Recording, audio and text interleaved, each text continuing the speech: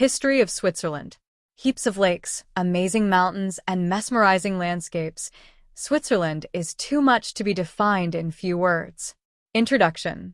The Swiss Confederation, or as the world calls it, Switzerland, is a country that needs no introduction. It is situated at the confluence of Eastern and Western Europe. Since it is a federal republic, it is composed of 26 cantons with federal authority. It has a total area of 41,285 kilometers and a population of 8.545 million. The country is neighbored by Italy, France, Germany, and Austria. The capital of the country is Bern.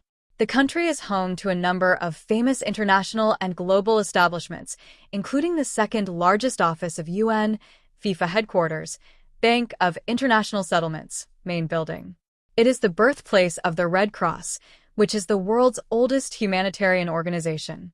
Switzerland is particularly famous for chocolates, cheese, banks, Swiss Army knives, watches, trains, muesli. Switzerland is highly regarded for its neutrality. It is a highly unbiased country and remained so during both world wars. Let's explore a bit about the history of this country. 20,000 BC to Roman era. Switzerland was initially inhabited by Neanderthals around 20,000 to 4,000 BC. Their remains and tools have been discovered in numerous excavations. Trails were cut through mountains in order for the trade to be developed to and from this area. Helvetians or Helvetic Celts were the first inhabitants after the Neanderthals, which left Germanic states to live in the area known as modern Switzerland around 1st century BC. Though they didn't expand much, they still came up against Romans and remained a Roman province until the 4th century AD. Under Roman rule, they enjoyed flourishing commerce and population reached an all-time high. Helvetia was founded by Romans in around 15 BC. With the decline of Roman power, Switzerland was invaded by Germanic tribes around 260. Under military occupations, the Alps became temporary borders. Around year 400, Romans had to abandon Alpine territories. A new language by the name of Rhaeto-Romanic came into being, which is still spoken in Graubünden. Switzerland became part of Charlemagne's empire in 800, which was later passed under the dominion of the Holy Roman Empire. The west was occupied by Alemannians and north became completely German-speaking around year 900. Formation of the Swiss Federation, 1291. In 534, the Burgundian territories were occupied by Franks who ruled the region successfully. The region got divided into different parts including Germany, East Francia, France, West Francia, and Middle Francia. This was around 843, by means of the Treaty of Verdun. Middle Francia was eventually taken over by the ruler of Germany and France, and in the late 9th century, the Kingdom of Burgundy came into being, who owned West Switzerland and the French department of Savoy. But around 1032, this area was conquered by the German Empire. Around the same time, the Duke of Savoy saw an increase in his power along with numerous dynasties growing stronger in the northern and eastern parts. A lot of resistance was created when parts of the area fell under the rule of Habsburg family of Austria. After the death of the Emperor of Habsburg, several regions took this opportunity to meet up and form a parliamentarian alliance to become independent. On August 1, 1291, the Swiss Confederation was formed by Uri, Schwyz, and Unterwalden. This would later prove out to be the birthday of modern Switzerland and is celebrated annually. 14th to 18th century. The Confederation was succeeded by cantons of Zurich, Luzerne, Zug, Bern, and Glarus between 1332 and 1353, which resulted in the formation of a confederation with 8 cantons. Burgundy and Savoy attacked the Confederation, but it stood strong. Then it started its expansion by getting into an alliance with Graubünden and Geneva and ruling over the current canton of Ticino and Milan. After losing a battle against the combined forces of French and Venetians in 1515, the Confederation set out to redefine its priorities. The objective to expand was replaced with declaring itself as a neutral state, which was laid down in a perpetual treaty with the French. It is, to this date, the basis of Swiss policy. The Reformation of Switzerland started in 1550 at Zurich, where Catholics and Protestants were set out to kill each other. The first defeat of Catholics in 1712 resulted in religious freedom from where the power stated to get divided between different Catholic and Protestant cantons. 19th century. From the 1700s to 1800s, industrialization flourished, with textile industry flourishing in the eastern and northern parts, and west developed in clockmaking. This resulted in Switzerland becoming Europe's most industrialized country. A number of famous personalities such as Albrecht von Haller, Daniel Bernoulli, and Leonhard Euler made significant contributions towards furthering science.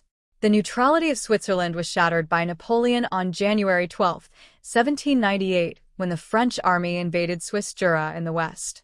Though the main interest of the French army was in the Alps, which were strategically important, but Switzerland had them withdraw their troops in 1803. As a result, 6 new cantons joined the Confederation, followed by 3 other until 1815. The cantons enjoyed the advantage of protection as well as great autonomy.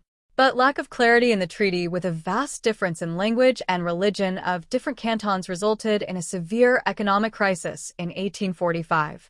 To make matters worse, the whole of Europe was struck by the potato blight.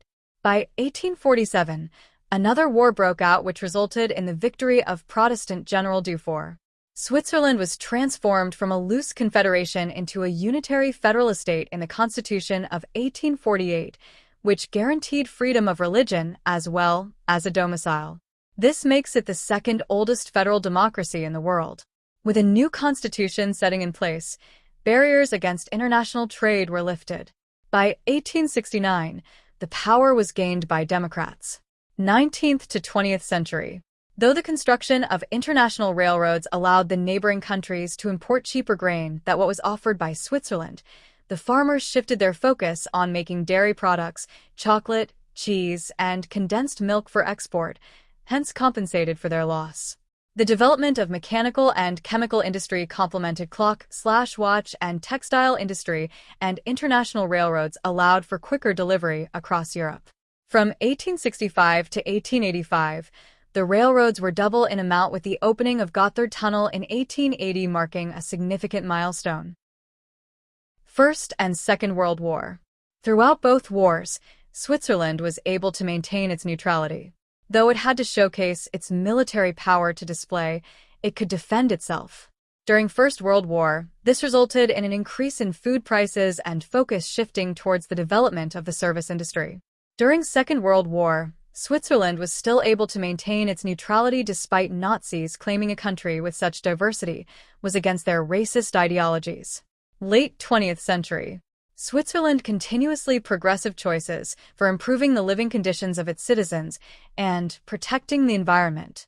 But it has been slow on adapting a number of choices that were taken early on by a number of other countries. For instance, it wasn't until 1971 that women were given the right to vote. Switzerland refused to join the UN by general consensus in 1986, but did join some special UN programs and agencies. The European UN headquarters is situated in Geneva, and the country uses Swiss francs as its official currency. 21st century. Swiss neutrality is still a subject of discussion, and by 2002, a forced bilateral trade agreement between EU and Switzerland cleared up a lot of trade barriers. This same year, people of Switzerland again got to express their opinion on whether to join UN or not, and surprisingly, 55% voters backed the decision of the president at the time, Caspar Villager, to go for UN membership. In 2005, Switzerland entered the Schengen Treaty to further improve international collaboration. The county is not a part of EU or Eurozone countries to this day. Conclusion. Switzerland is one of the world's wealthiest and safest places to live in. CO2 emission is extremely limited, and it acts as a major transit route to connect northern and southern Europe for both freight and passengers.